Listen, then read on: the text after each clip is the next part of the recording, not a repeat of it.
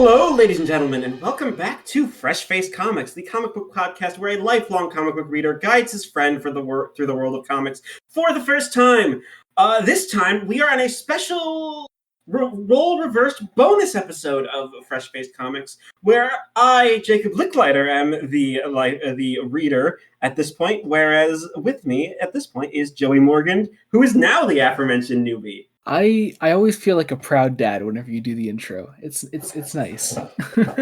You are lucky I remember it. There's just that split second of it not being there in my brain. Yeah, I understand the fear. And with us is a very special guest, a massive fan of the comic that we're covering today, one Joe, aka English Giraffe on Twitter and other social media sites. Hello. I'm very happy to be here.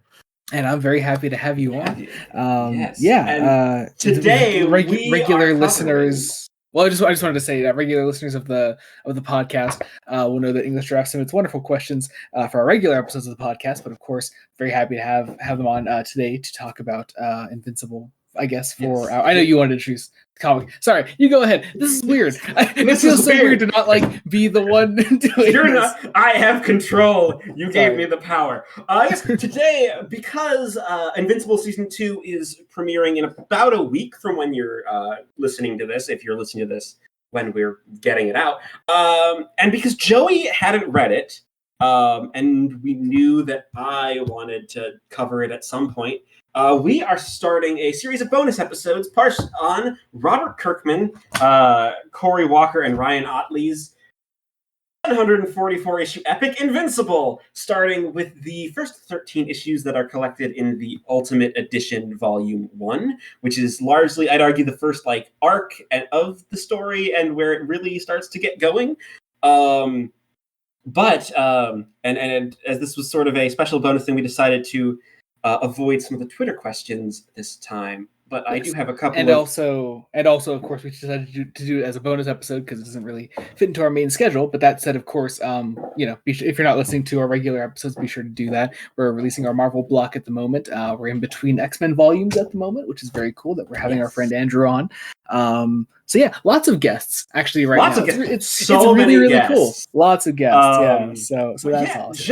Joey, I do have to ask, what's Invincible about? Invincible is about a kid named Mark Grayson, which is certainly a comic book name.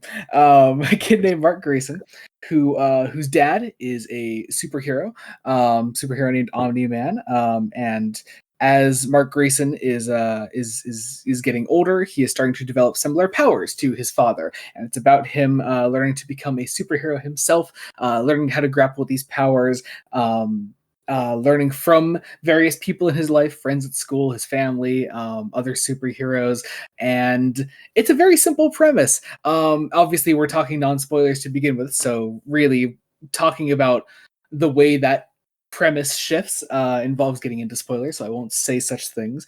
But I think that was a pretty concise way of putting it. That's Invincible as far as I understand it, where I'm at right now. So now, also Joey, a second question for you: how familiar are you with Image Comics? Comics, because this is our first book that is not Marvel. It's not DC. It is Image.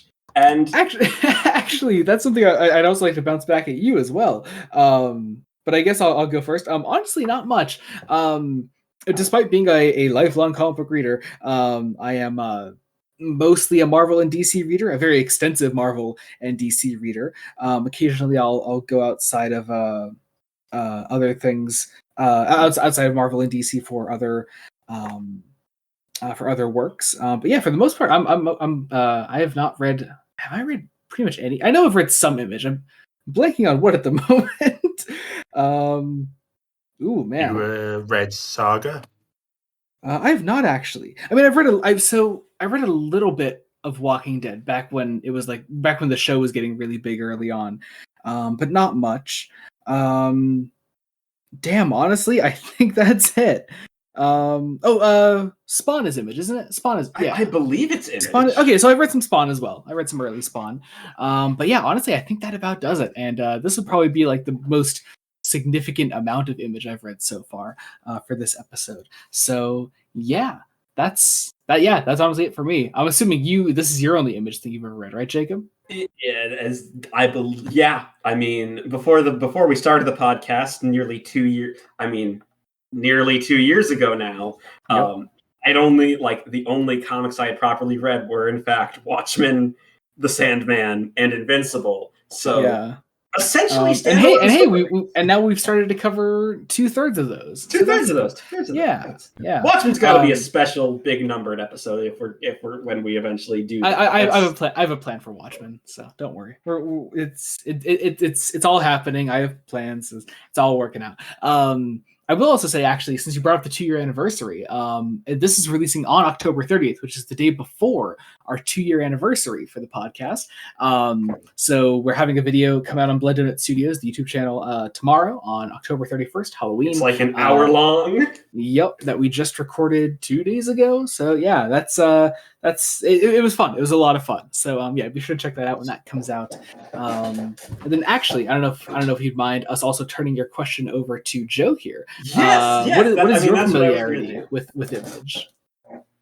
Right. So, Invincible is obviously like the main big one that I've read out of Image Comics, but I've dabbled in Spawn, mainly like the Todd McFarlane run. For the first couple of issues, I picked up Savage Dragon for a couple of issues, then put it down for whatever reason, and never came back to it. But those are sort of like the only big three that I've really dabbled into in terms of Image Comics. What's cool actually is me and Jacob are actually reading through an Image Comics creation at the moment on Fresh Face One Shots with Stormwatch, which is kind of cool. I think they were Wildcats, because I don't think they were for Image. No, Stormwatch was Image. Were they Image? Yeah. I forgot the 90s. Because that's full Jim Lee. Yeah. Right. Yeah. So Stormwatch started out at Image, and now we're reading some Stormwatch over at DC at the moment, where it's been moved over to since. On Batman Brave and the Bold, they have their own dedicated story in those issues, so that's really fun. Yeah, I don't know. Just thought I'd bring that up because it's cool. I don't know. Rights issues are also weird in comics. So rights are weird. I believe Image isn't necessarily a singular universe like Marvel or DC. No, Image just kind of publishes whatever. Yeah. But they will also have crossovers because comics are weird. Because comics. You just have to accept the weirdness of it. It's great. Yes. But yeah, I guess seeing it. Oh, sorry, go ahead. Yeah, but Joe, I also have a question for you. Because I know Invincible is one of those big stories that's affected you very deeply. How'd you get into it, and why, particularly to you, is this one such an effective story? Because so it's weird because I wasn't there when the hype of the first season came out. I after a couple of months after the first Amazon series premiered, I thought let me just catch this on real quick. I watched the first episode and I thought this is great, but for some reason I thought you know what, let me just get look into the comics, look at the original source material first before I get back into the show. I completely just binged read through the series in a couple of days. I just absolutely just loved it from a nearly start to finish. There's some choices that Kirkman makes that I think we agree are the wrong move later on. Wrong move, yeah. I will say also, talking about binging it, even just having read the first 13 issues, 13 issues isn't an insignificant amount of comics. It's a year's worth of monthly comic releases. And yet, I read all 13 issues that we're covering today in 3 days. It's very, very quick, very easy to pick up. Kirkman has a very quick style, I find. And yeah, it just made it very easy to just pick up, even if I wasn't particularly loving what I was reading. It was very easy to get through, and I think that may be part of the charm of it, is that it is so fast paced and easy to pick up. But sorry, I didn't mean to fully cut you off. But continue, Joe. No. Honestly, in particular, just I would say the middle section, I don't know what you call the first, like, let's say 48 to like 110 issues. I just like absolutely just adored everything about it. It got me hyped in a way that I'd never been for any like long running comics, like sort of like, because it was sort of like, after reading Invincible, it just it was sort of like a nice palate cleanser after reading modern Spider-Man comics in particular. Yeah.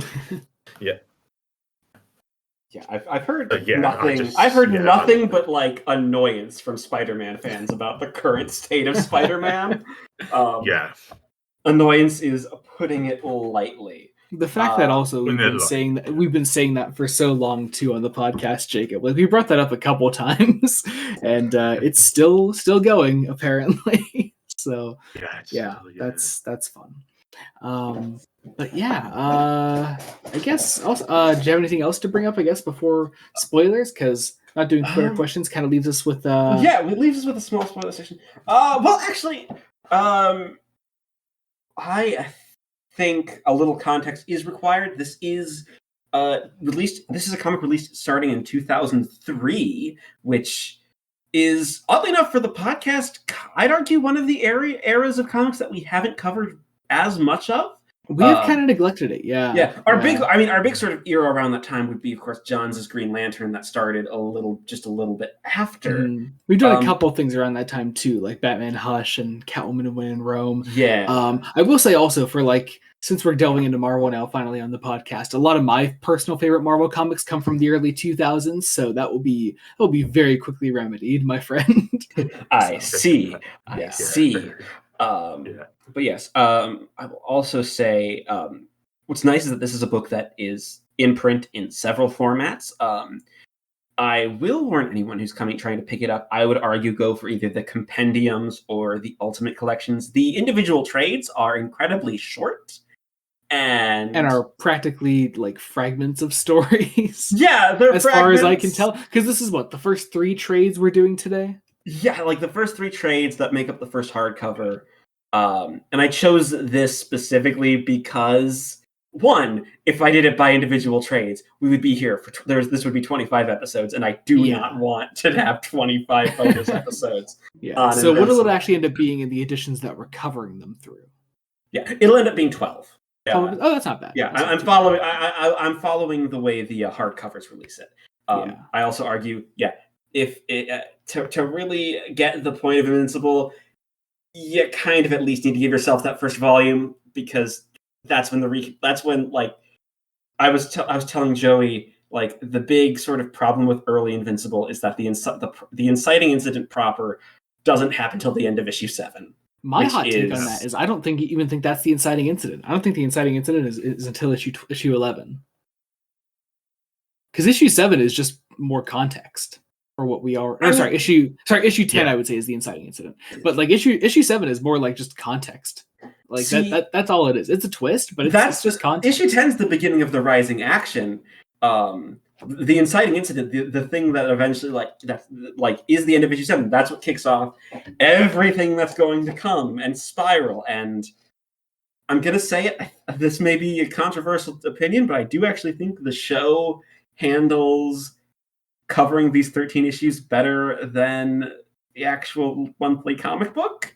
Well, that's the thing. One of my big things that I found, like, while reading this, was that, like, Kirkman almost isn't worried about selling the book because he knows he's working for a much more forgiving company than Marvel and DC.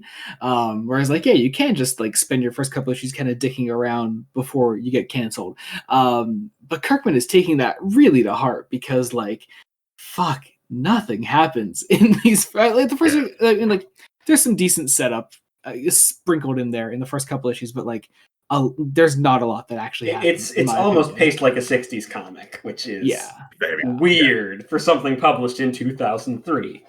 I would even say it's worded like a 60s comic as well. Yeah, I get that. I mean, definitely it's all not just like long speech bubbles. Just a lot of expository speak bubbles at that. Maybe it has something to do with the fact that me and Jacob just read through a shit ton of Stan Lee recently, but like it's I found this to be a fucking breeze compared to that. Yeah. But again, that may have something to do with the sheer amount of Stan Lee we did recently, which also wasn't realistically that much. It was only like 20 issues, but it felt like forever. It felt like forever. Yeah. So yeah. All right, does that about do it? Shall we get into spoilers? Right, yes. Yeah, so I'm sure we'll link I'll mostly link the compendium down there. Compendiums, and if you can grab the hardcovers as well. They're all still in print before we go into spoilers. Though spoiler territory is going to be kind of interesting because a lot of these early issues are character focused, and they set up a lot of our characters for this saga, and not quite as much of a plot. So this is covering the first 13 issues. We aren't going to be going over the show as much because in preparing for this episode, the show is 8 hours long. So here's the thing. I kind of like crunched for those listening. I kind of crunched these 13 issues because I bought the compendium. Like for some reason, this episode just came up on me so fast. I was like, oh wow, it's already like a week until we record. I don't have the compendium yet, so I got it, and I rushed through these issues really quickly. It helped that it was a breeze to get through. But I kind of rushed through these issues really quickly, and I there was a time I think when we talked about me watching season 1 of the show before this, but I never got around to it for obvious reasons. So here we are. I'm sure it's I'll also watch for it. the best because there's some plot points from later on that get like integrated into that first season. It's a whole thing on how the adaptation happens. Gotcha. So yeah. But yeah, so that's where I'm at. I'm sure I'll watch the show in the near future. But yeah, I guess let's get into this with Invincible issue 1. So we start off classic comic book in media res. It's a fine intro. Right away, like it's I understand, I think, what Kirkman is trying to do with the intro being a scene that won't happen until spoilers issue fucking 4. That's... It's a weird decision, but also one that I kind of get because otherwise he knows he has a really slow-moving plot on his hands, and if he doesn't have any actual fucking action happen in this first issue, it's a kind of boring first issue. So yeah, I mean, it's a fine enough, flash forward, I guess. But I guess, the comic actually begins when we go to 4 months ago, which also told me kind of immediately, oh, okay, Kirkman is writing in real time. Yeah. It is a decision. It's also a decision that he kind of keeps up for the entire 144 issue run, basically. I'm not sure how I feel about that. Not always so strictly. Yeah. Well, I think, towards the end of these first 13 issues, like, it kind of loosens up a little bit, but this is a series where there are some pretty funny time jumps because Kirkman loves a time jump. But yeah, we're introduced to Mark Grayson while he is sitting on a toilet reading a comic book, and his mother thinks he's doing something very different. What nerds do. And okay, like everybody I find in this first volume is a bit underdeveloped early on. So. Like, what? You know what? Looking to the school scene that happens right after they watch the news broadcast of Mark's dad, I forgot that William was in this first issue already. Yeah. The issue where they're like touring the college, Mark and William. For some reason I thought that was William's introduction, but no, apparently it's here. It just doesn't leave enough of an impact for me to remember William later on. So here's the thing about the character of William in Invincible, is that his character is very limited, and honestly, as he develops, he becomes kind of a stereotype. Like, a not great stereotype. Lovely. That the show kind of rectified by giving him things to actually do.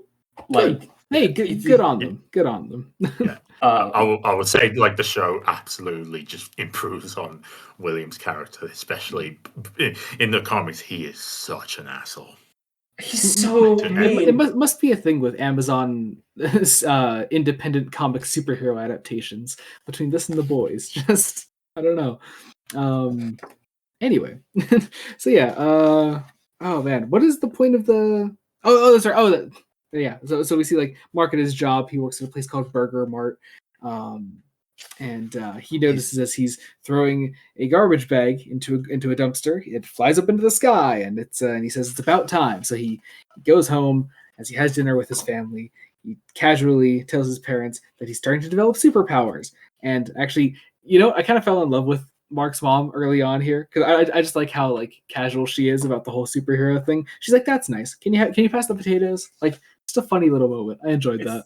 Yeah, we also get our first. I love Debbie a lot. We get our first introduction to Nolan Grayson, who is, I'm going to say it, he is not Robert Kirkman making a commentary on Superman. That's not what Kirkman is doing, really. I mean, he apes Superman's backstory in a way. That's about it. People like to say that. Like he really only took the alien backstory, and then otherwise, like, very different character. He's not viewed in the world the same way that Superman is, whereas someone like Homelander actually is in the universe of The Boys. Yeah, well, and as Invincible develops, I think people forget that the person in the comic who is supposed to be the Superman role and sort of the let's explore what Superman means through an XP, it's Mark. Like, yeah. It's I guess Grayson. By that logic, Mark kind of is a John Kent type character. Yeah, kind of. That one actually fits. Yeah, but like, yeah, it's that's what he's doing. But yeah, we have this scene of normalcy. We have Mark testing out his powers, learning to fly, and deciding in this world where we've already established in dialogue very quickly without. I know show don't tell as a rule, but there's some like quick bits of world building that are told through us really quickly that it almost gets away with it. This is a world where there are several superheroes. Superpowers are a thing. And it's normal. So Mark decides to try to be a superhero with some goggles and a brightly colored shirt and sweatpants and these ridiculous yellow gloves. To which his dad sees him and is like, "Let's get you some real fucking threads, kid." So he takes him to Mark Hamill, aka. Oh, is that who he's played by in the show? That's who he's played by in the show. Awesome! I love that. That's great. But yeah, so they're testing out a suit. He doesn't like the suit. I mean, actually, I don't mind the first suit that he gets. It's kind of cool, actually. Yeah, I mean, it just isn't him. I think the idea is that it was a suit that was potentially for his dad. So it's like, I don't necessarily want to be my dad. And I don't even have a name, a superhero name yet.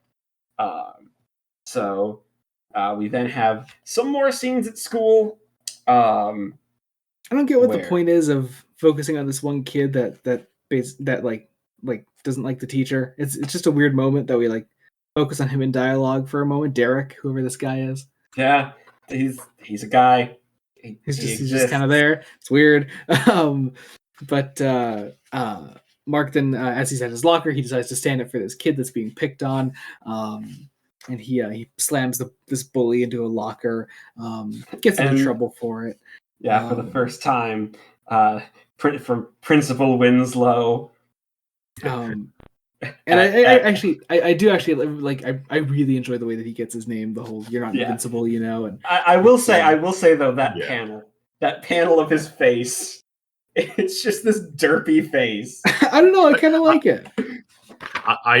I feel like I'm going to say something controversial, especially in like the context of like all the way down the line. I won't spoil, but like Corey Walker does like the last few issues, and you can tell like his style has improved so much. So it's so much so that when you go back and read the first early issues, his art looks a bit jagged. It's jagged. Yeah, I do get that. You can because I do much prefer Ryan Ottley when he takes over the book. In the coming issues, you can tell that Kirkman was rushing his artists. really hard. To the point where he felt the need so early on in the comic to eventually comment on the fact that he's rushing his artists. But more on that later. Let's see. Mark then goes and stops a bank robbery. He says his name is Invincible, and that's the end of the first issue.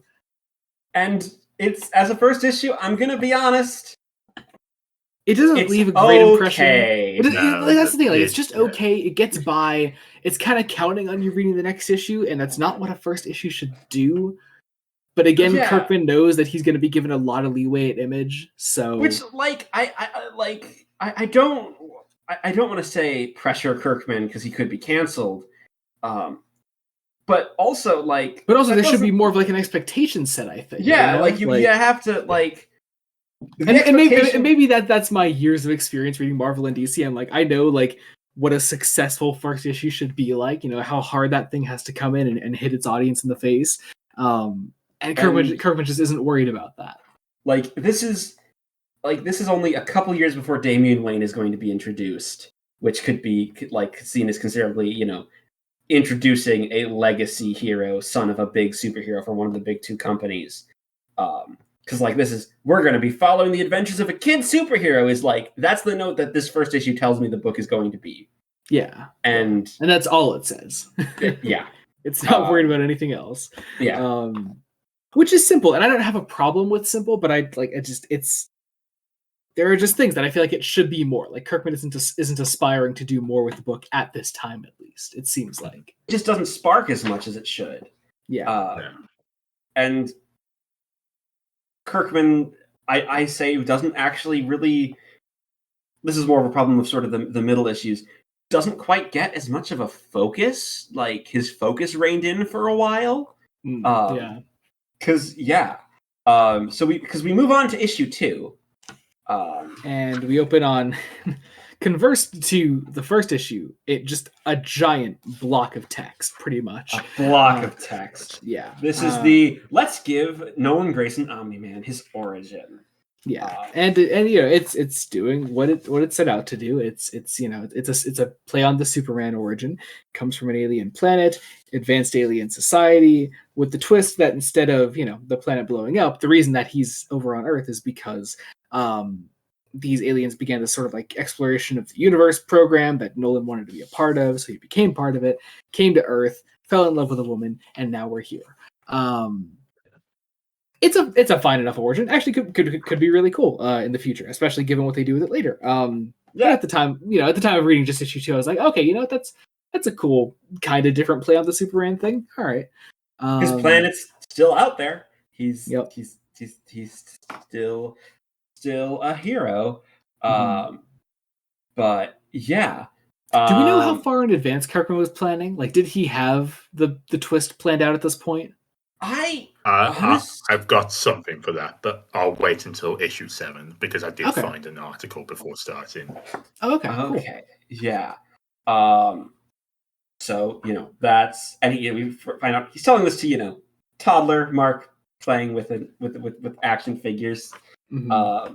We get one of our first really big instance of the same panel 4 fucking times in a row. Kirkman's script is so heavy on dialogue, yet you also feel like the artists are like, we can't stretch this dialogue across so much, or else it will not flow properly. Yeah. We repeat 4 panels. I mean, hell, to the point where like pretty much these first couple of pages with Omni-Man's origin get taken like practically like ripped straight from this issue into a later issue. Yes. It's kind of ridiculous. But anyway, back to the present day. Mark is still practicing flying when he comes across some people trying to steal some things. These are the Mahler twins. They are very important villains. I'm going to be saying things like that a lot because honestly, Kirkman threw so many characters at me that clearly he was not interested in writing. So I was like, I'm not going to remember these guys in like T-1 day. Kirkman decides I'm going to throw all these characters, and there are points where he does not name them in the first issue. And it's like Rob, I get it. You don't have pressure. Actually, do we learn Nolan's name at all in the first issue?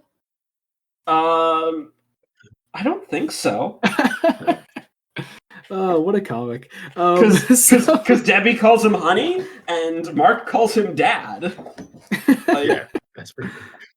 Oh, what a choice. Anyway, so Mark decides to try to stop these guys in his pajamas, and when he is met by a group of people called the Teen Team. These are superheroes that are going to become important, of course, but they help. These are specific. They're all teenagers in high school, all mostly around Mark's own age-ish. And Kirkman makes a decision for a thread of this volume that kind of goes nowhere, and is not given. It shows Kirkman, I don't want to say is kind of a sexist writer, but he seems to struggle writing women. Like, I mean, I do like some things he does with Eve in this first volume. Yeah, but he she is kind of like the best of the female characters. I mean, that said, like I said, I did find like a genuine sort of humor in Mark's mom already. But otherwise, those are the only two actual like standout female characters so far. Yeah, but I don't love Eve's plot. And I could see it going interesting places, but yeah, there are some irksome things later on. But yeah, so the team comes in, they help Mark fight these guys. They're taken out, and they leave Mark to be to go away. Then I guess, and the next day at school, Mark sees Eve in civilian wear, recognizes her as one of the people that helped him last night. She then decides to take Mark with her to a meeting with the teen team. They change behind a dumpster and into their superhero garb and go to meet up with the rest of the team. As they do so, we're also catching up with, what are these guys' names again? The Mahler twins. Mahler twins. I will try to remember that. Yeah, I believe in myself. Who are they voiced by in the show? I can't. Who are they voiced by? Is it Kevin Michael Richardson? I don't think it's Kevin Michael Richardson. Who? I hope it's Kevin Michael Richardson. I think is it Kevin Michael? It might be Kevin Michael Richardson. I love Kevin. The show has a stellar fucking cast, Joe. Oh, I believe it. I believe it. It's fucking Amazon. But yeah. Yeah, so the team busts in and fights the Mahler brothers, twins. They're twins. Twins. Thank you. I promise you, Kirkman does something very, very interesting and cool with them later on. That's not explored well early on. A lot of this is Kirkman not knowing how to do it. Meanwhile, a man explodes. See, there's this kid sleeping on a bench in a mall, which, first off, what? But also, he then wakes up and finds out he's a ticking time bomb, and then the mall explodes. The end. Issue 3 time. It's such a funny comic to describe, because things just happen so suddenly. A lot of this is also like, we need a big cliffhanger beat on every issue. Yeah. Even if we don't earn a cliffhanger beat on every issue. Yeah. Yeah. Like, honestly, the mall blowing up thing is a great opener to an issue. Yeah, it's not a fantastic closer. Yeah. Anyway, issue 3. The principal of the high school is giving a speech about how the kid that the guy that blew up at the mall was one of their students. And so we're mourning them, of course. Meanwhile, we get Mark and Eve just hanging out, being actual friends together, which is nice. We get this bit where Kirkman has to establish Eve already has a boyfriend, and any interest that Mark has in her, that's throw that out the window. Whatever. It is so early 2000s. Characters of the opposite sex can't just be friends. When you can kind of see that Kirkman is already doing a decent job of writing them as friends. But it's also because he clearly already wants to have them hook up. So it's clear. It's very clear. This is Endgame. This is the Endgame relationship. It's this pair. That's what it is. It's not. And Kirkman. There's a point where I think Kirkman was almost called on it and was like, "Shit, I've got to hastily introduce another love interest for Mark." Oh no! Oh no! Don't say that, Jacob. I mean, Oh no! it's what he does. He does it in this volume too. Oh! It's that one. What? No! Wait, Yep. hang on. No! Fuck! Yep. You ass! No! And it's not a spoiler. That is her level of characterization. Oh wow! That character does not develop at all. Wow. Fuck. It's You know what I said? Kirkman can't really write women very well. Oh man. Fuck. Yeah. Damn. Anyway, Mark quits his job. Yeah. Because he realizes that that his boss is a dick, and then he walks out. He goes home, and here's the thing: like, Kirkman just isn't interested in like genuine character conflict right now. Like he goes home, and like him and his dad are talking about his job, and his dad's like, I don't think you need that job anyway. And Mark's like, oh, cool, well that won't be a problem. And it's like, and that's quit. That's the end of that plot line. Yeah. I would like there to be some consequences to Mark's actions early on, like give some tension. Yeah. Actually develop. I want to believe it's like a sort of riffing on the whole like Peter Parker like being so deathly afraid of like losing his job, being worried about his aunts, and then Kirkman's just like, no, if one kid can lose his job, then Peter Parker certainly can. Yeah, see, I would want to believe that too, but I'm not sure if what Kirkman is doing is a proper like satire of superhero dramas like that. Because it feels more like he's taking the superhero world more seriously. To me, at least, as someone that's like read like a couple like superhero satire comics, it's like it's not quite that, in my opinion. I mean, there's clear deconstructions here, but like the deconstruction of the superhero genre is kind of like people who don't get what Invincible's actually about. Is like it's not actually about deconstructing. It's eventually about doing an exploration like this, and and it's you have to do a you have to do something. You have to like give characters conflict, and honestly, the closest thing we get to that is Mark and his mom, like. And even then, that's kind of subverted by the end because you know. We then get Mark and Nolan going out to do some superhero stuff together, and I hate these 2 pages so much because it's art-wise the same. It's the same panel. It's not, but it's not enough this time that they do it all on one page. It continues on to the next page where half of that next fucking page is the same 2 panels we just saw. Yeah. Anyway. Yeah, it's and that's the thing that never goes away. Like Kirkman rides his artists too hard. But yeah, they go and get hot dogs, and talk about that. You might be as powerful. You may be as powerful as me. You may not. Who knows? It's like, oh wait, we get a beeper. Nolan has to go. It's like, I need some help. So we have interdimensional aliens. Yep, they go and fight some aliens. Again, things just happen so suddenly in this. But they fight some aliens. We get a sort of a hint that his dad is a bit more aggressive than it seems. I will say one of the things I knew about Invincible going in, and I guess spoiler for those listening, but we are in full spoiler territory. So like I knew Omni-Man was the most I knew about Omni-Man going in was that he was a bad guy. So like little things like this is like, okay, well I can kind of see where this is going, but also I didn't know things that like if that's something that developed or if he was already evil from the get. So that was just like the most that I knew about him, was that there was something not quite right.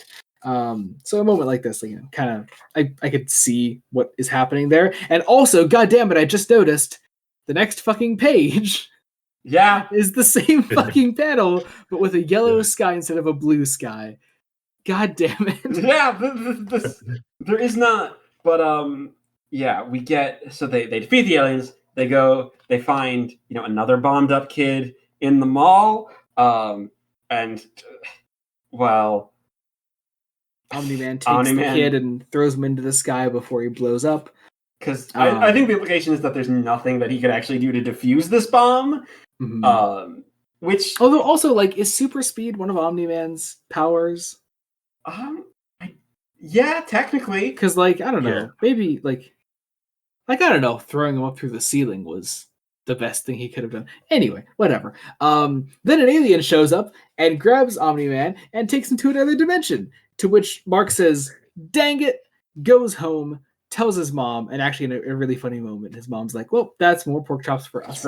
I love just that dry. Debbie Grayson is just this disaffected woman who's just done with her husband's bullshit. Yeah, like, it's actually really funny. But also, what a way to write out a character for the foreseeable. Like, what the fuck? For the foreseeable future, for literally one issue, and then he's back. Yeah.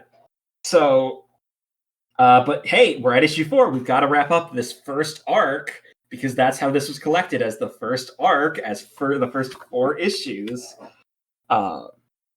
So we open issue 4. I really like the cover of issue 4. This even though I don't think the bomb victims plot was like properly set up. It is a weak plot. It is a very weak plot. It's a weak plot for a first arc as well. Oh, especially weak. Like, I don't know how this gained so much traction.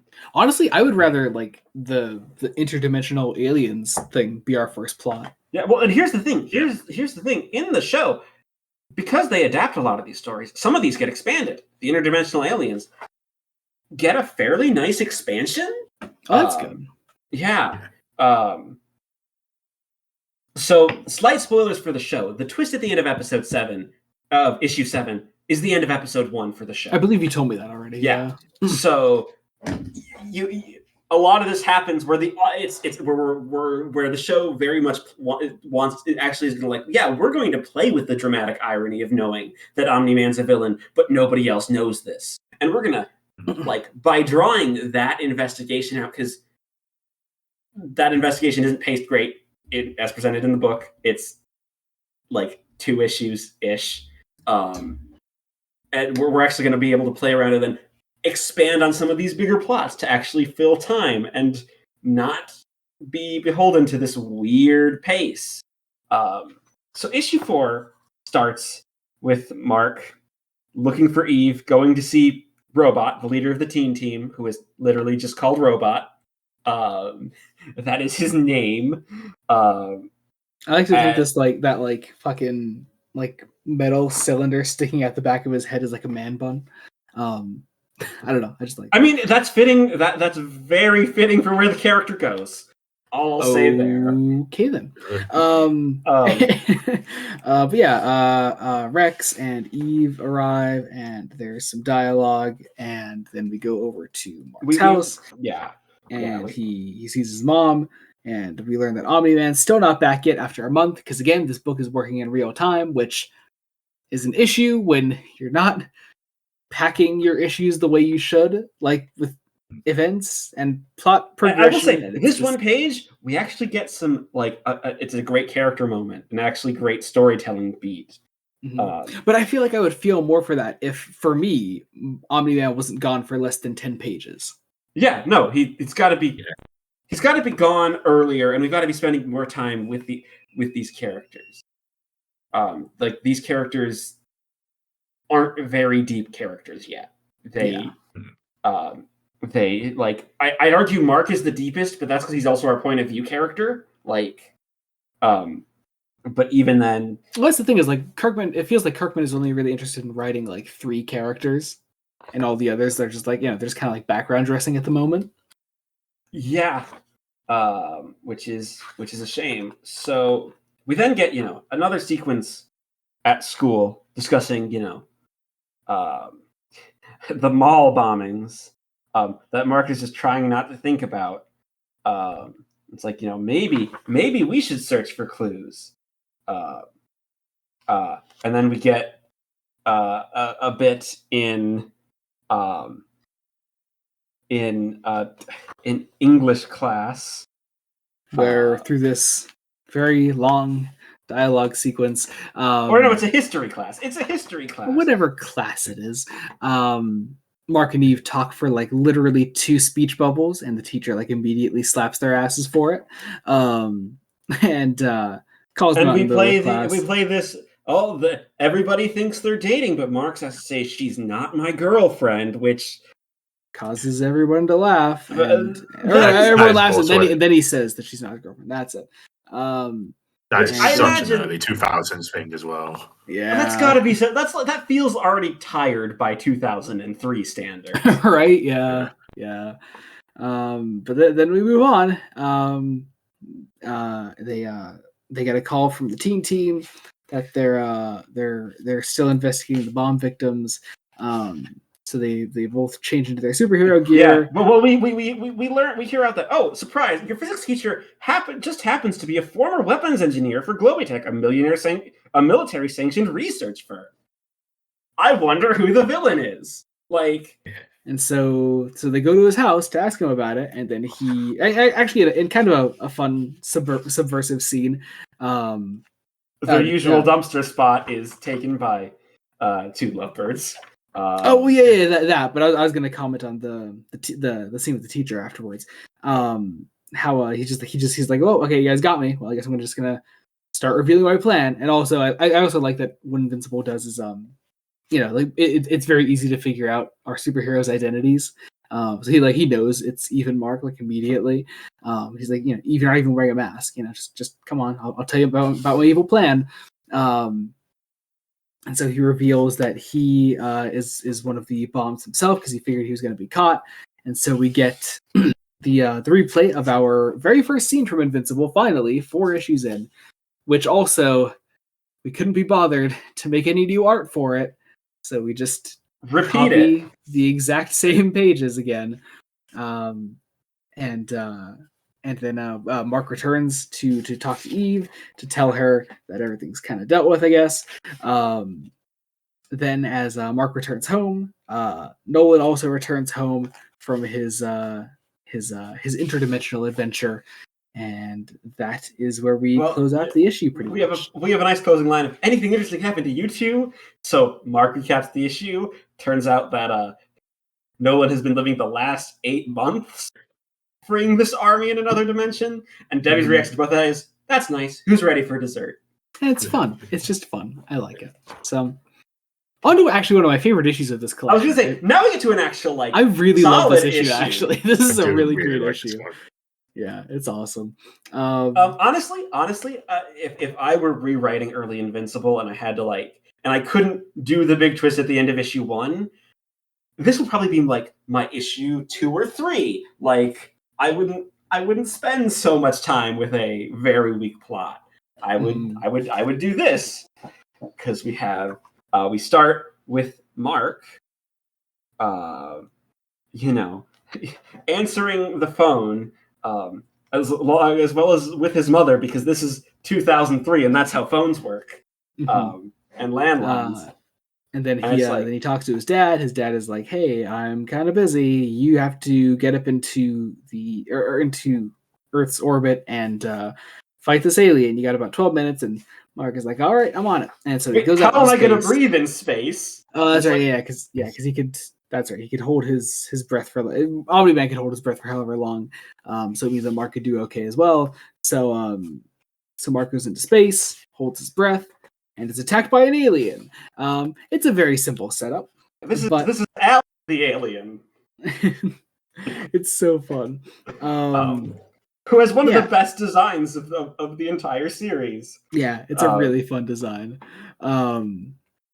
He's attacked.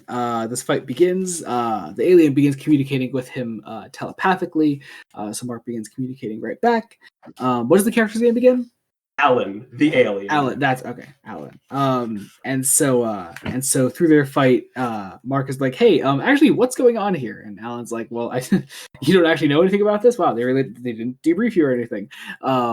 And so through explaining to Mark, he's like, "Hey, I have to be here. I have to fight you. I have to test your defenses, Earth defenses." And he's like, "This is the planet. What is the planet that he's looking for?" Actually, you're the champion of Urath. You're here to test your defenses. You are also, I'm the champion evaluation officer. As they're having this conversation on the moon, which is, and we get the twist that oh no, he's at the wrong planet. and has been coming to the wrong planet for 15 years. It's so good. It's such a great twist.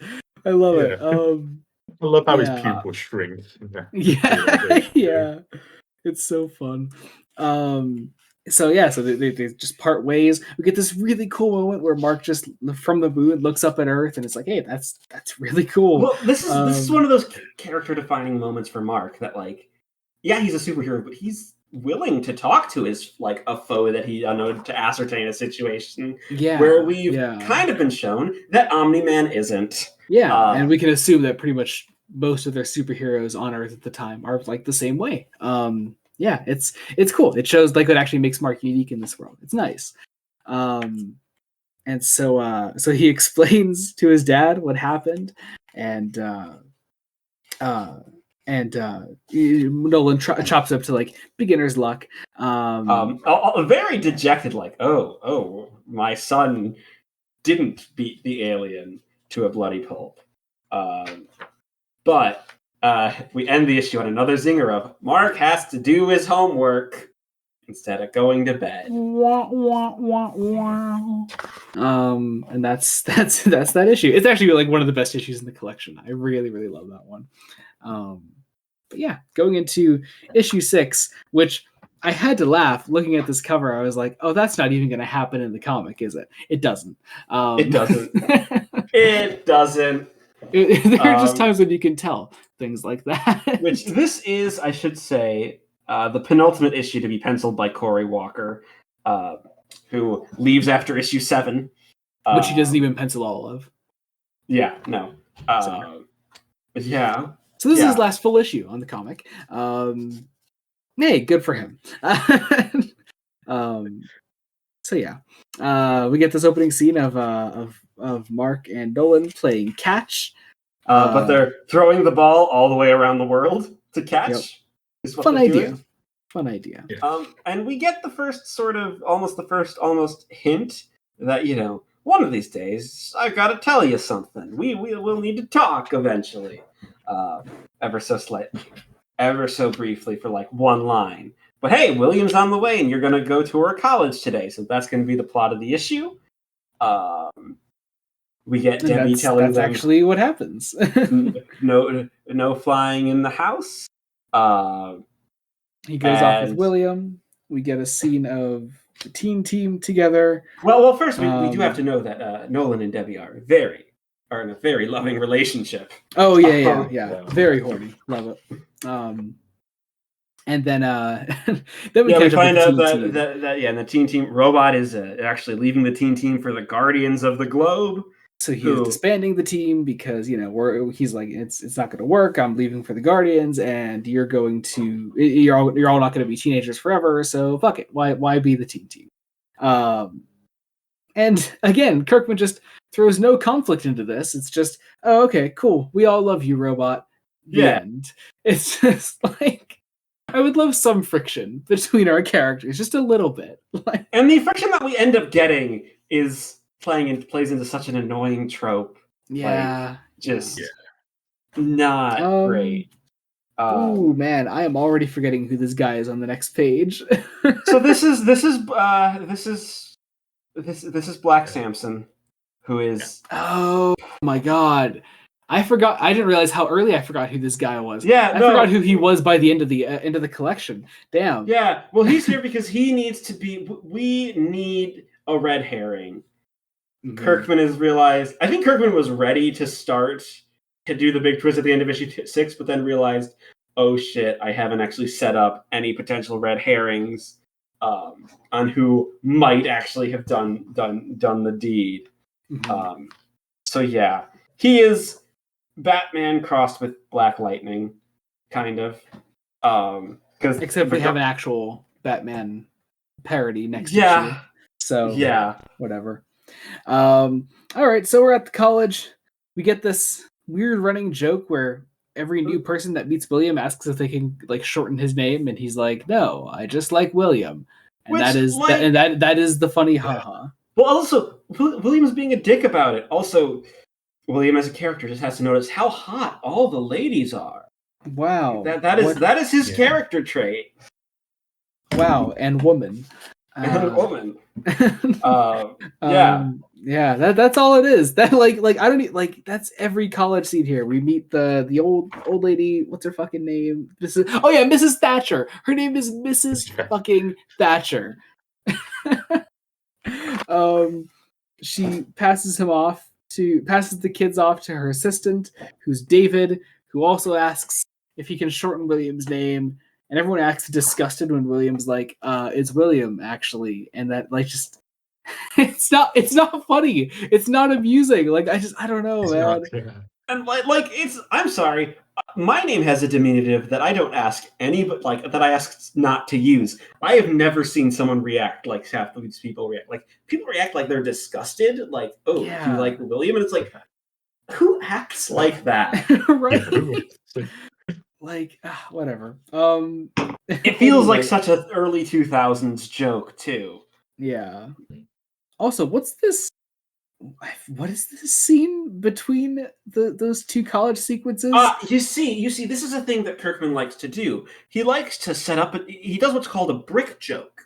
This is a brick joke. So remember in issue 1 when Mark threw the trash in the air into orbit? Oh fucking way, is that it? Yeah, it's come down. Yeah. That's the brick joke. Oh wow. Never mind that we are like 6 months into the future. Right? What That is not how time or space works. That's not. What? I just. You know what the worst. What's up? The worst thing is, this becomes a running joke. This is a running brick joke that he just includes. No, can I go back in time and stop Kirkman from doing that? Is that how time works? Can I do that? Well, he gets better. I will say he gets better at doing it because I don't fucking care. Just based on the fact that I had to have this explained to me means it's not a good brick joke. Yeah, like, but you see, it's Burger Mart, and Mark worked at Burger Mart. Never mind that was 5 issues ago, dude. Oh my fucking god! What? Oh, also, William is, like, violent. He wants to fucking punch the guy that asks if he could be called, Bill. Like, yeah, and, what? I will say, what? Much later on, like, I can't remember exactly when, but there's a point where Kirkman tries to justify this behavior, and he makes it worse because it plays into some other stereotypes. You know what? I think this is the worst issue in the collection. Yeah? I really don't like this one. Damn, I didn't realize how much I disliked this one. Shit. So Mark and William talk about, how people get annoyed at his name, and then we get more horny time between the Graysons, and then we get yet another person that asks if he can call William Bill, and it's just like... It's not funny. It's not funny. No matter how many times he does it, it's not fucking funny. Guys, skeleton robot attack. Oh yeah, that's right. Yeah, skeleton robot attack. Yeah. There we go. For 3 whole pages. Yeah, but we have to reveal that, hey, William realizes, dude, you have superpowers. It's like, yeah, just keep my keep my secret safe. That like Charlie Brown. Yeah, that's intentional. Oh, I think I'd be disappointed if it wasn't. Yeah, there's a lot, but after that, then Mark comes home. No conflict based on the secret identity. Like no. Mark comes home and finds out that his parents were fucking the whole time that he was gone, and he's disgusted by this, which is another really early 2000s thing. We find out from Art the tailor that that Black Samson's power suit after an incident of violence with the Guardians of the Globe has been stolen, and he's roaming free. Someone's roaming free with it that has the power to level cities, and it's all his fault. The herring is red. Yes. And then we end on. Oh my god! I didn't know what to think of this last scene. Eve just flies down, acts disgusted at something, cries, and that's the end of the issue. We don't know what it's a reaction to. I thought she found a dead body or something. The actual answer is so disappointing. It's disappointing, and it's Well, I mean, it's conflict. We wanted conflict, but it's not very not the well good written kind. conflict. No, it's not. No. Oh man, issue This 7's was pretty not a good. good. Oh, sorry. What's up? Oh no, I was gonna say like this whole like first 12 issues was not like a good first impression of who would eventually be my favorite character, because Eve is my favorite character in the comic. Oh really? Oh, that's cool. Yeah, she gets better. A lot of the thing about I mean, Invincible like I is said, like I can already see potential in the character. Just Kirkman is kind of fumbling with her to begin with. Yeah. But issue 7's pretty good. We get the opening that superheroes sleep sometimes. Am I right? And then we get a montage of a bunch of superheroes getting murdered. Which is cool. A montage of being called to their secret lair. So we start in Midnight City, which is okay. I will say it's kind of a cool idea because it's like the Gotham City XP, but like literally it's a city that has been supernaturally cursed to always be night. Yeah. I do like I like Darkwing's design. It's fun. We then see who is this one supposed to be? The Red Rush. Red Rush. The Red Rush. We see the Red Rush, who is our Flash character. And we have the Wonder Woman XP, which is so terribly 2000, early 2000s. Yep. Because lesbians are War hot. Woman. That said, I do like it's probably like my favorite artwork in this issue. Who's this one done by? War Woman. Mark Englert, whoever that is. I don't know. I just like the art in this section. It's cool. But yeah, War Woman fights again. It's Wonder Woman, so she fights Greek figures and whatever. Yeah. So she gets called back to base, and then we got I love our Aquaman parody. That's a literal fish. Little fish. I don't love that he's bored and has nothing to do, because I'm like, Aquaman's a better character than that, guys. Let it be a parody. Whatever. Yeah. We then get a Martian Manhunter parody called Martian Man. Yes. Like what? Come on. And then also what I'm assuming is meant to be Green Lantern. The Green Ghost. Yeah. So yeah, and then we get I guess the one that's actually meant to be Superman, really. Yeah, the Immortal, aka Abraham Lincoln. He does look like Abraham Lincoln. No, that's not. He is Abraham Lincoln. Wait, what? No. What? Well, there's a reason he's called the Immortal. What? No. What? Okay, that's a really funny idea, though. I really like it. It is a great idea. Like, there's a reason I need to tease you with these things, because, like, there's not much in these early issues to really get you on. But yeah, sure. But yeah, so then all these our Justice League parody meets together, and they all get fucking murdered. And the Immortal says, I never liked you. And then he gets his head lopped off. And we realize that it's dun Omni-Man. And it's a great twist. I mean, I feel like I wasn't like surprised by it, because like I said, I knew there was something off with him going in. So, whatever. It's a cool twist, though. To have watched the show first and not known it, and only had to watch the first episode to get to this twist. Yeah. Like, oh god, I don't know what I would have thought if I didn't know that something was wrong with him. Like, yeah. Honestly, I don't know what I would have actually made of this comic. Like knowing that there was another shoe to drop with Omni-Man. Like, I don't know what I would have been holding on to leading up to issue 7. Not much. Like, it's not that effective of a book until we get to this twist. Yeah. Anyway, issue 8. And of course, the real question is, was this a planned twist or was it not? Oh yeah, actually, yeah. So just to show you had an anecdote about this, I believe. So I think as Kirkman was writing the series along, I got this from like an article from The Ringer.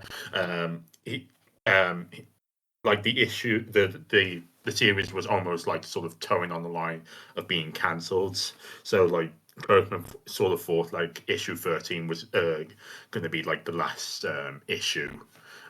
So in a way, he had to sort of rush through the second half of the first 13 issues just to get to the massive twist, because I think he said that he wanted to reveal the twist much later on. So he was gonna wait even longer for this shit. Yeah. Wow, what a choice! Which is, Yeah. you know what? I know I said I don't necessarily love the big two pressure of your book might get canceled, so dazzle the readers, but this is a case where that kind of works. Dude, could you have imagined? Yeah.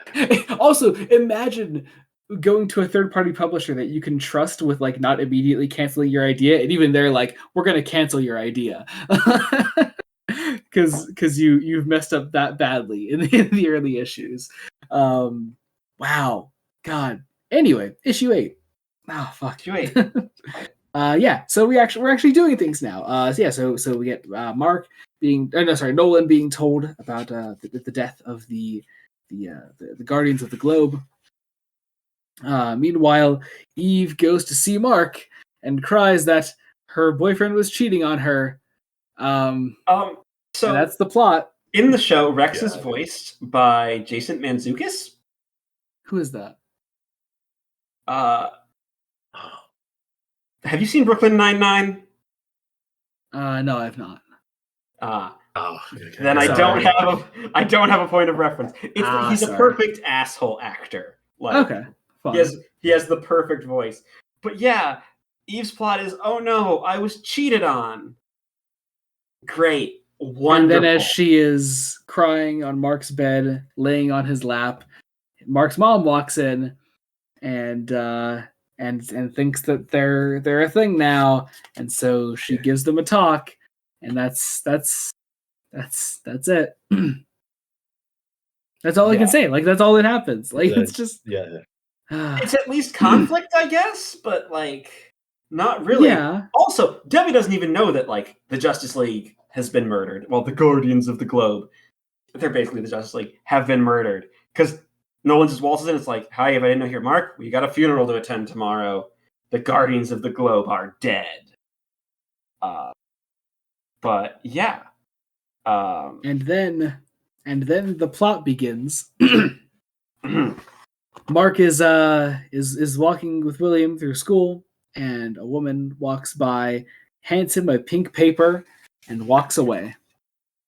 And then, oh my God, wait, that's right.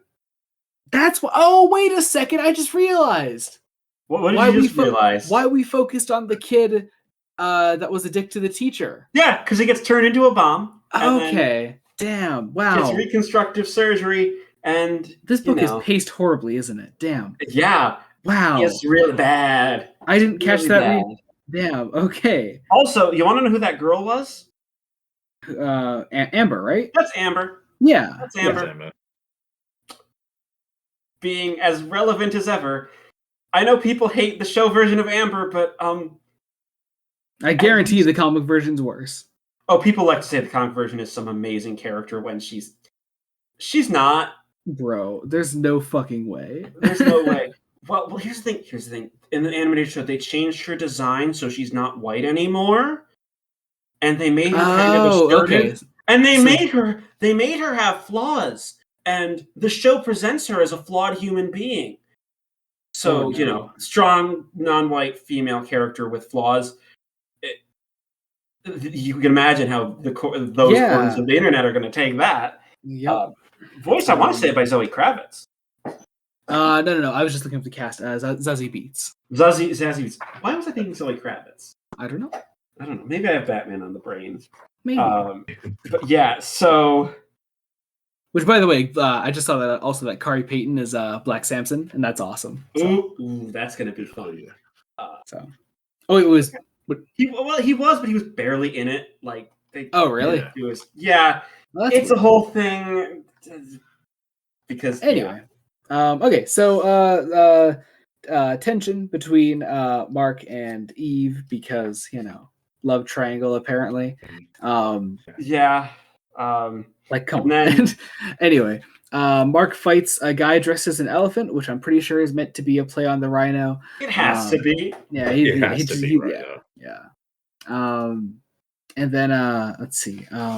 We actually get some interesting character conflict between Nolan and Debbie. Because Nolan is so focused on the death of the Guardians of the Globe that his wife reminds him that Mark's birthday is coming up and he doesn't have anything for him. So it's Like nice. It's actually a nice little moment of it's like, yeah. conflict, interesting character dynamics. Wow, characters. Why haven't we done this for so many issues? Yeah. And then the funeral scene is also quite nice. Yeah.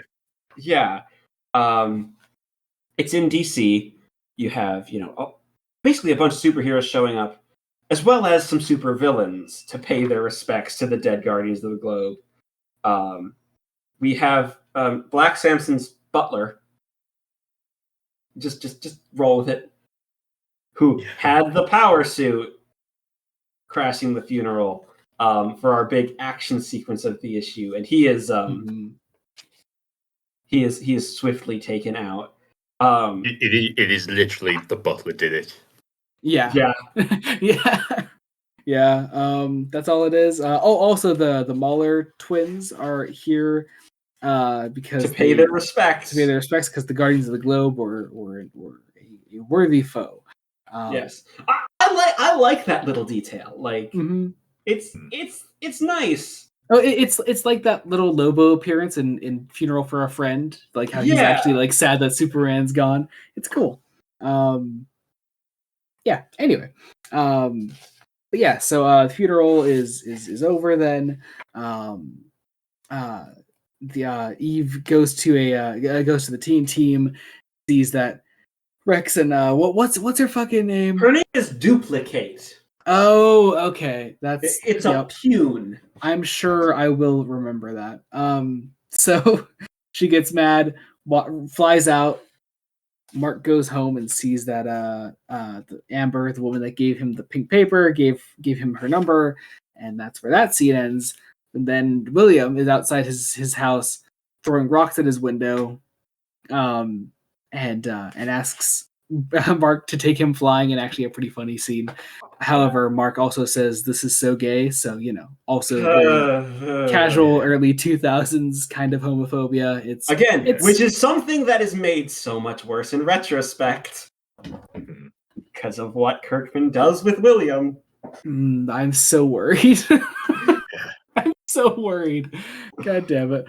Anyway, then we get another nice scene of character conflict between Nolan and Debbie.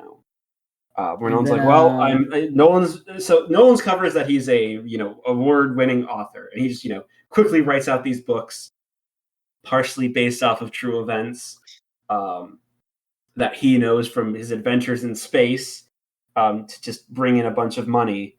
But yeah, we have unresolved tension, character conflicts, basic storytelling. Derek then goes to piss on his teacher's grave, which makes a lot of sense.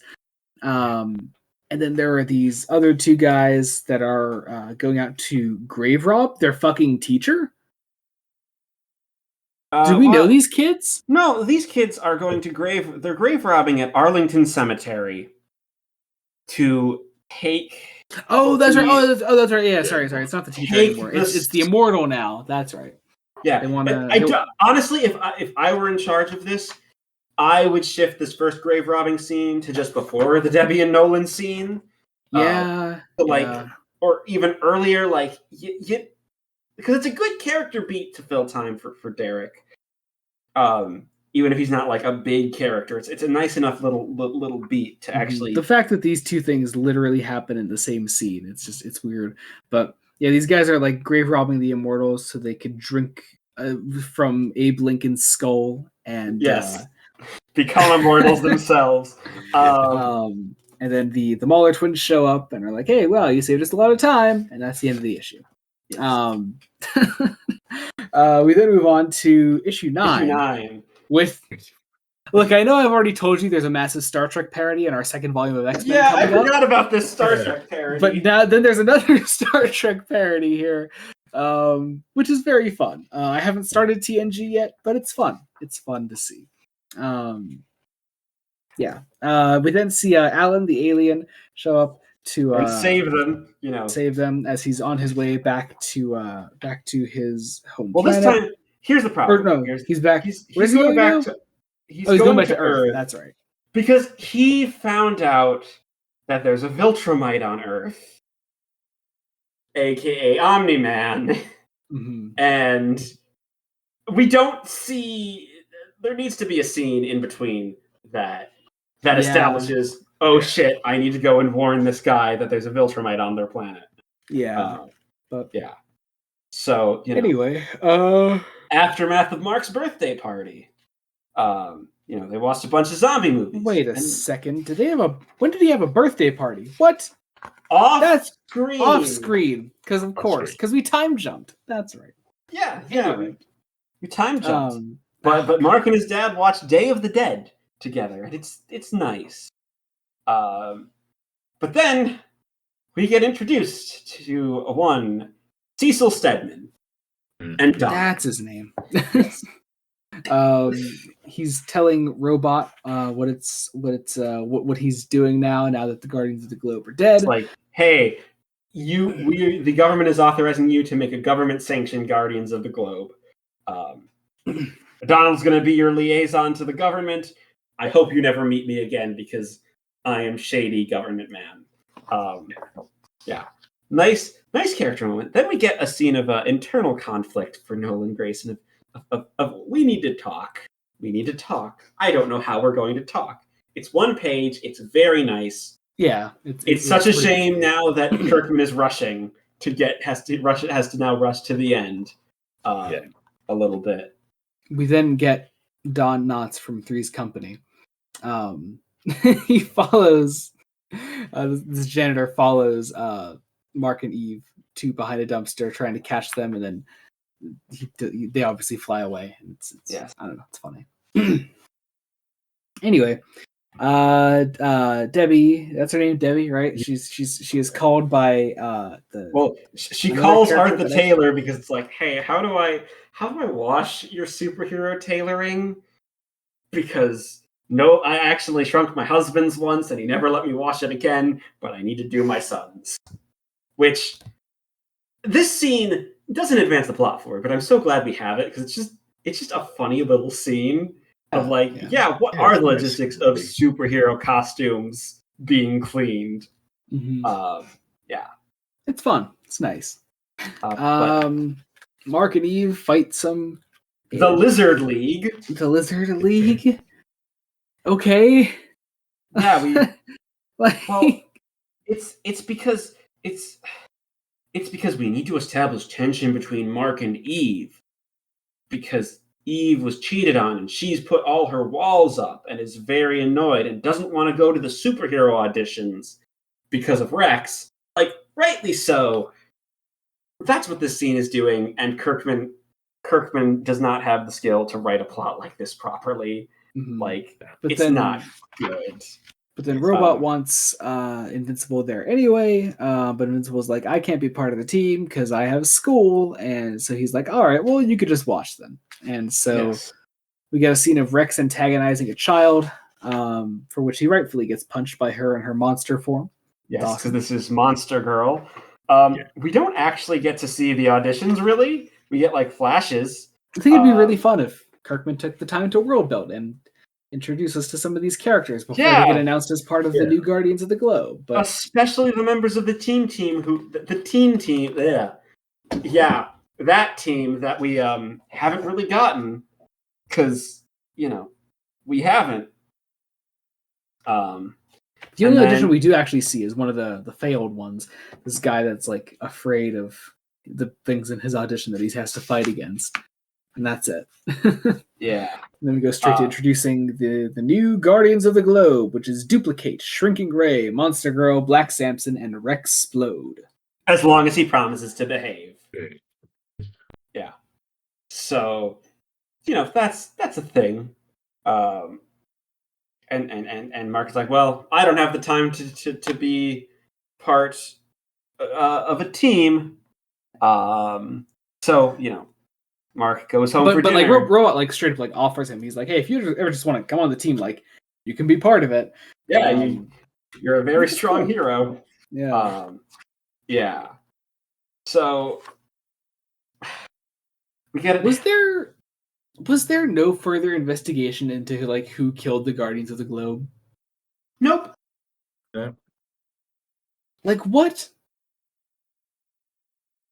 Kirkman just neglected to do it. Like this comic is baffling. Like, I don't Baffling pacing. like seriously. Anyway, moving on. Damn. Mark talks to his mom. His mom is like, "Hey, Amber, that girl's been coming over. You're dating her, right?" And he's like, "No, we're not." And then they go upstairs, and he's making out with her anyway. And as this is happening, Eve is watching. And she flies away, and she's sad. And it's just, come on. Like, come on, man. Anyway, moving on. So now we learn actually what the deal is with the Mahler twins, that one of them is a clone of the other. Mhm. They are clones. And they keep being defeated and recloning themselves. It's revealed in one dialogue box. Yep. At the top of this page. And so they've dug up the immortal. They have reattached his head to his body. And they are reanimating him, and he flies into a rage and flies off without killing them for some reason. And that's the end of the issue. Well, because he's just rage and wants to murder the guy that murdered him. Yep. But on to issue 10. Issue 10. Mark is fighting an evil scientist character. Yes, again, evil did Kirkman name this one? I doubt it. Doc Seismic. Oh, there he Yeah, he did. Okay, there we go. He has earthquake glove thingies. And they're fighting at Mount Rushmore. And, Mark sadly lets him down and lets this guy nearly die, which is kind of treated as a joke. But, he's congratulated for saving the day. Makes it home in the evening. His dad tries to talk to him, and Mark is like, fuck you, man. I've got school. And I've got school, and mom's been I know mom's putting you up to this, but it's I don't need another birds and the bees talk. I'm going to bed. Yeah. So Nolan is then called away in the middle of the night thanks to a beeper. Yeah. Mark then goes to school, talks to William and about Amber, and this is Kirkman's commentary on nerd culture and how it's not Mark's a nerd and he has a girlfriend. Yeah, mind you, Joey, I need to ask you this about Amber. Could you describe to me what Amber's character is? Go ahead. Describe her. She kissed the protagonist man. Yes, so she could very easily be replaced with a sexy lamp. Yes, very much so. Yes. Because that's all she is, a sexy lamp. Anyway, so Mark is like, I'm gonna go to the comic shop, man. Fuck you. And he goes. And then Nolan and Debbie talk, and it's about there's this moment where actually again they've had all the best scenes the past few issues. Nolan is called away, and Debbie says, "I love you." There's this hesitation in Nolan, and he says, "I love you back." And it's a nice little moment. I like it. And we get introduced proper to Demon Detective Damien Darkblood, who is investigating the deaths of the Guardians of the Globe. This is another one that I've completely forgotten existed. Yeah, because he doesn't serve a purpose. He doesn't crack the case. He doesn't even have the audacity to be voiced by Clancy Brown. Is that who he's voiced by? Yep. Yeah. Fuck yeah. And he is significantly better in the show. I hope so. Yeah, because they actually give character time, and he's not just a throwaway joke.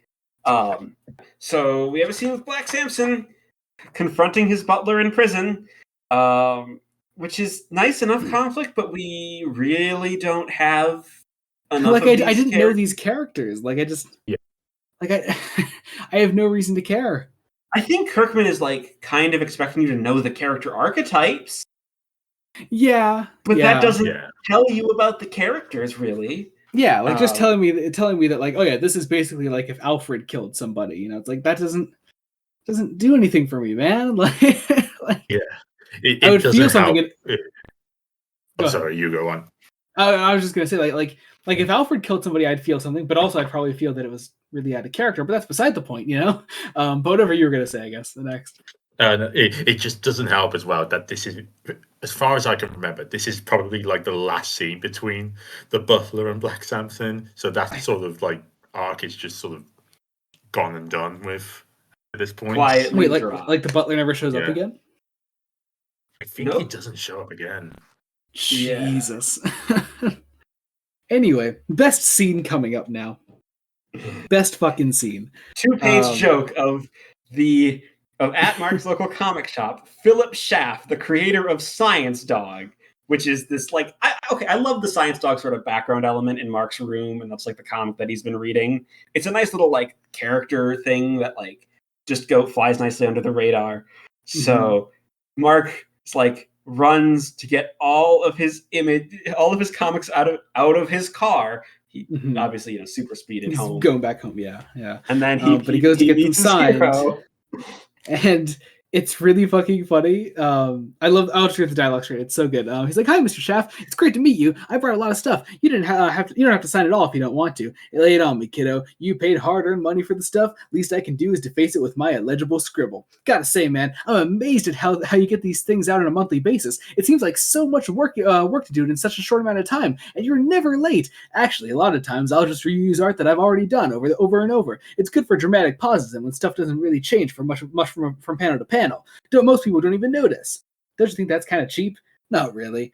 With reused art in the panels. Now, keep in mind at the time, Kirkman was now writing 2 hit series for Image at the moment. At the time this is out, this is both Invincible and Walking Dead being published at this time. And I fucking love that. and what will become kind of standard with the reused art from this point is it'll be panel beat for this sort of joke. Yeah. It won't be nearly as much of 2 entire pages of the same artwork. Yeah.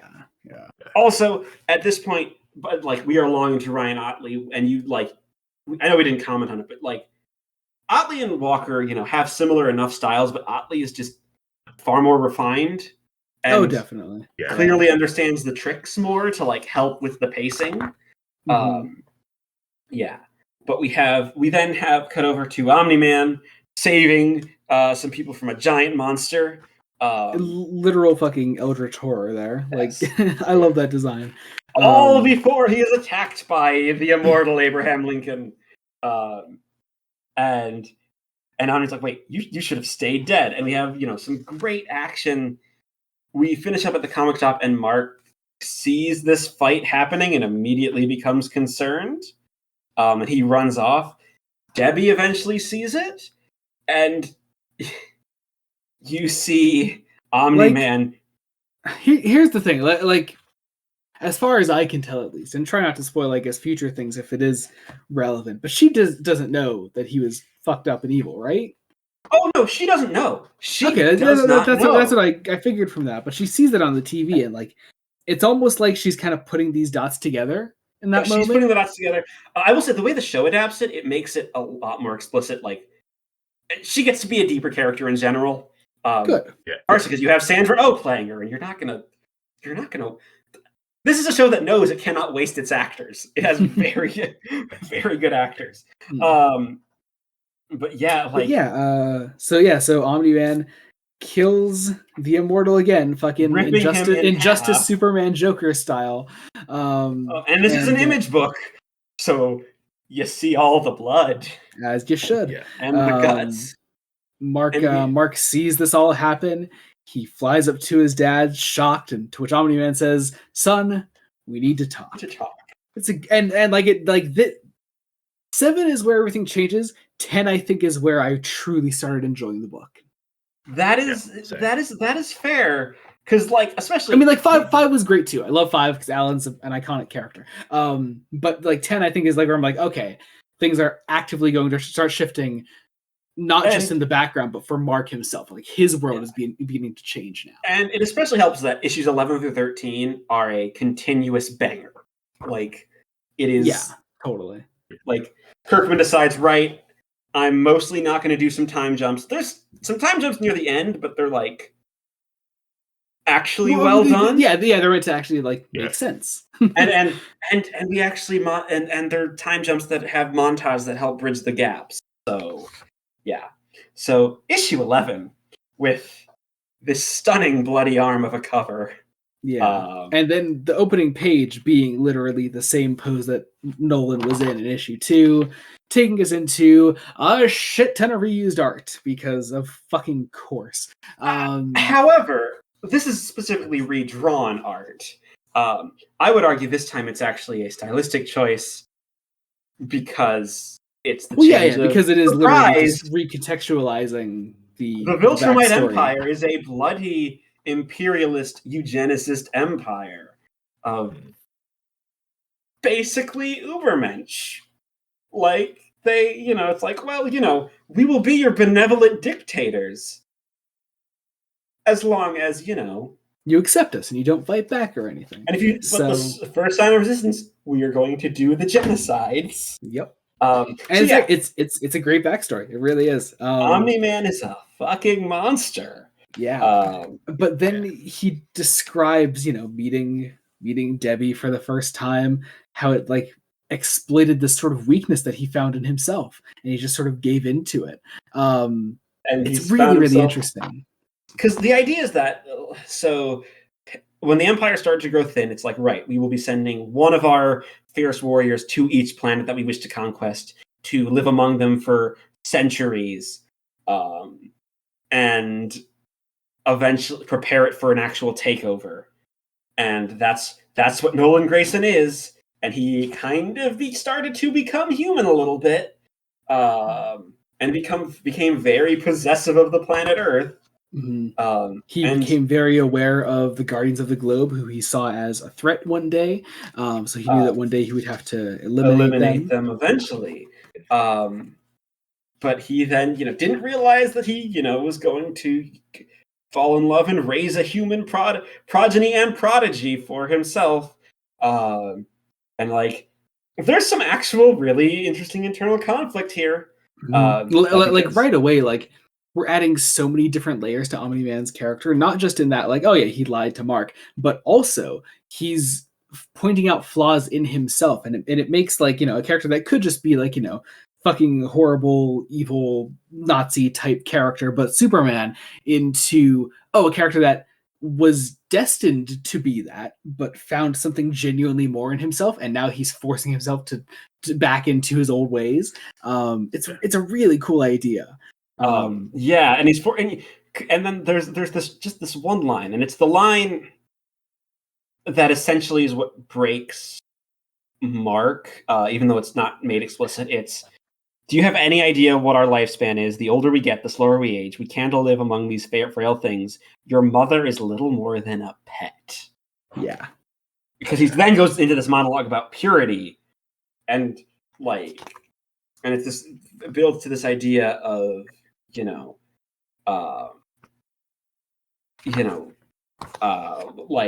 never really loved your mother, heavily implying that he doesn't really love his son. Yep. But he does. But you get the feeling that he does actually care for his son, because his son is like him. Yeah, it's a complex character, and I will say we don't resolve it here. But Mark makes the resolution of, I don't give a damn about Viltrum or anything you're telling me. I don't care if I live 1,000,000 years. This is my home, and I will not let you destroy it. Because Mark is our Superman XP as the protagonist. That is the role he plays. And we end recontextualizing. If you're really gonna, if you're gonna make the Superman is Mark allegory, at least say that Omni-Man, that his dad is Zod. That's definitely a riff that could be going for. But we end on the panel that's paralleling the cover of Mark saying, "I know exactly what I'm saying," and Nolan saying, "So be it."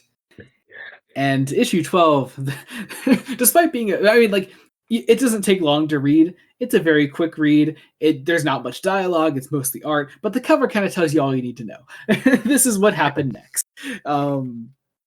It's great. Yeah. It's great. It is destructive action because Omni-Man is going to fulfill his Viltrumite mission and doesn't give a damn about the consequences. Mm-hmm. With one punch from Omni-Man, he sends Mark through multiple buildings. And it just is like a demonstration of his power. Says that his mother means nothing to him, and this great fight breaks out between the two of them that is still drawn by Ryan Otley really interestingly, but also like tells you immediately that there is a vast power difference here. A vast power difference, and there's a vast cost to this fight. Like there is so much destruction. Yeah. And then we get eventually this moment in the sky where Omni-Man says his loyalty is with Viltrum, and he comes to the conclusion, I can always produce more offspring. Like he can just to him it doesn't really matter if Mark lives or dies, but he sees he has a future with Mark, just not the future that Mark sees for himself. Which is very sad, and I love that. Like the fight ends up going to the north. I believe it's supposed to be like northern Canada, where it's mountainous and snowy. Because Mark surprisingly is kind of leading away from civilization. To at least try to stop some of the impact. And we build up this idea of why do you resist? Why do you think? What do you think this world has to offer? And then what I know is I'm pretty sure it's the meme line. It's the meme. Yeah. Okay. So the thing Mark thinks: the older we get, the slower we age. You will outlast every fragile being on this planet. You will live to see the end of this civilization. Everything and everyone you know will be gone. What will you have after 500 years? To which Mark says, "You, Dad. I'd still have you." At which point Omni-Man wants to push himself to kill his son, but that moment actually affected him. And I think that's what I'm loving, especially about Omni-Man as another, people would lump in as an evil Superman type character, is that there is actually like more to him underneath that. It's really, really interesting. He flies away, literal tears in his eyes. Yeah, and like our hero loses the big arc-shattering battle. And I love the cover to issue 13 especially. Our final issue for today is issue 13. I love this cover especially because it's so simple. It's Mark just looking confused in this white void around him. Because Mark's now like, I don't want to say he's not a blank slate character, but he's alone. He felt so connected with this world because of his dad, and without his dad, he's now alone. Yeah, and it's sad. This is so Kirkman with issues 11 and 12 have proven he can write Nolan and Mark so well. 13 is where he begins to actually write the supporting cast decently. Mm-hmm. It's not perfect, but we actually now have an identity for what this series is going to be and where we can actually go. Because we open with let's let the art tell the story for 3 pages. And we actually focus with mostly a focus on the supporting characters. We see his mom, we see William, Eve. It's great. It really is. And it just tells you a lot about these characters and their dynamics, and also finally makes one of the time jumps make sense. Mark has to heal.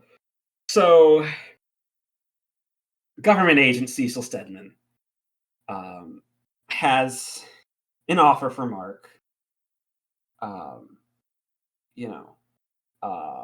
We find out it has been 2 weeks since the fight. No sign of Omni-Man, but has a proposition of working with each other. We see a page of Eve and William trying to meeting each other and talking. Like, have you heard from Mark? It's like, no, I haven't heard. We also fully jettison the idea that Eve now knows that William knows that Mark is a superhero, which is good because the secret identity jokes just don't work. They haven't been working. Yeah. They also will not fit. There was a time, I think the first time that William and Eve met in the school together, I thought oh yeah, they both know, and they both know that they both know. But no, that actually happens here. And I was like, I don't know, I thought they already knew for a while. I was like, oh, okay, well, it's good that happens then. A lot of this is also Kirkman's oh shit, I've just set the tone. This comedy will no longer work for the tone that I have just set. Yeah. Yeah.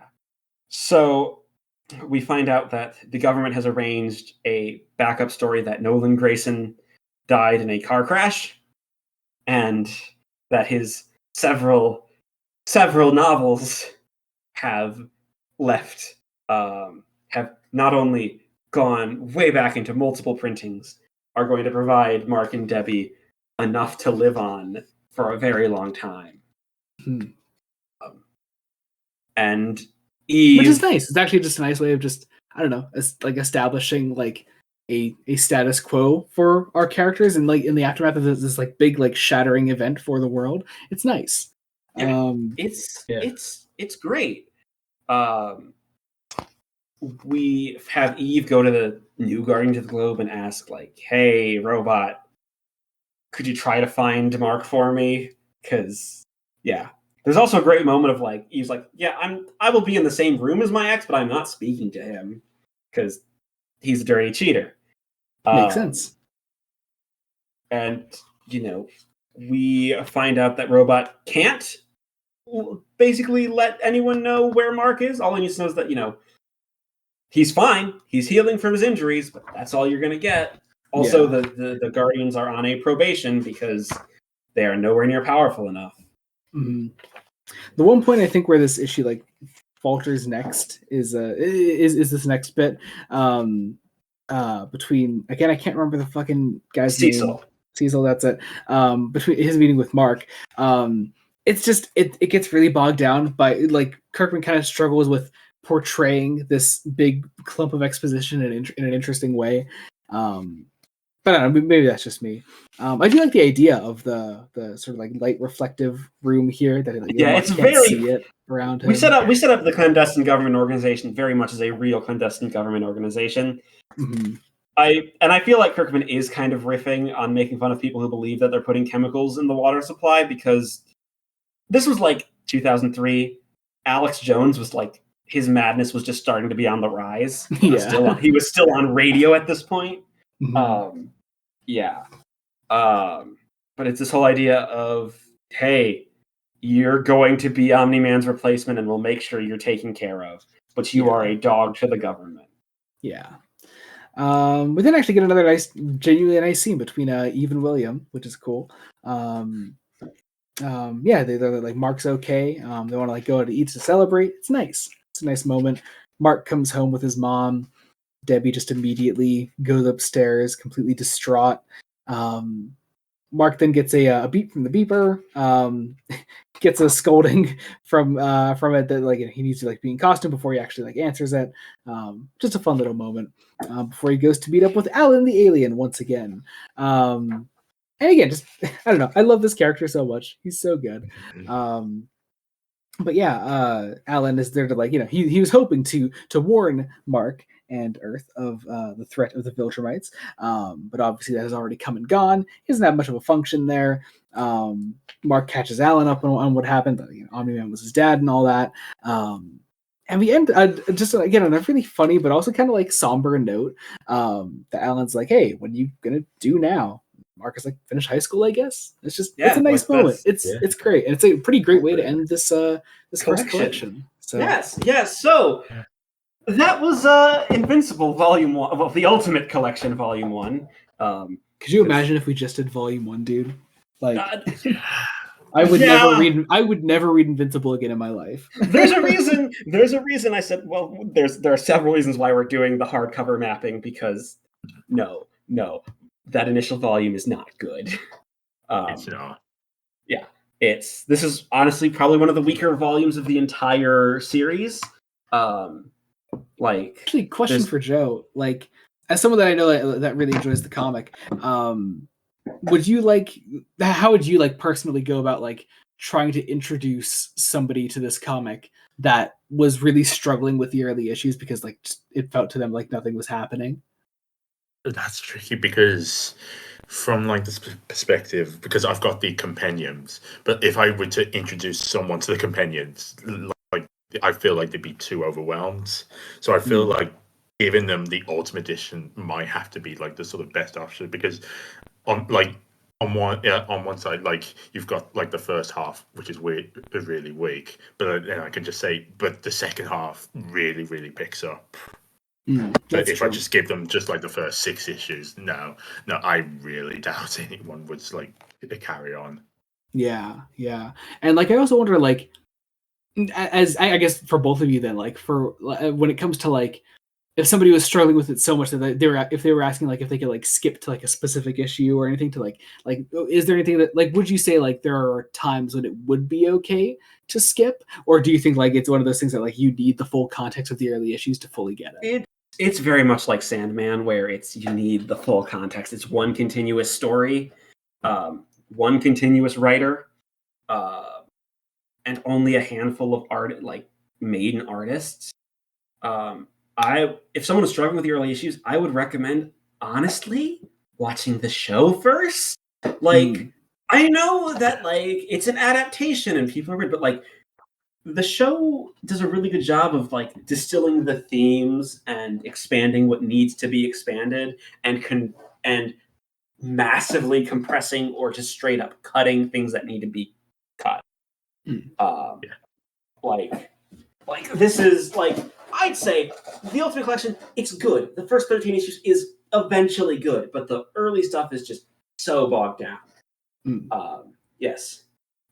And I very much know that we will be continuing this. Yes. I would like to do a different bonus episode before that, if you can get on that, please. I am working on that. That would be lovely. Yes, I'm working on it, Joey.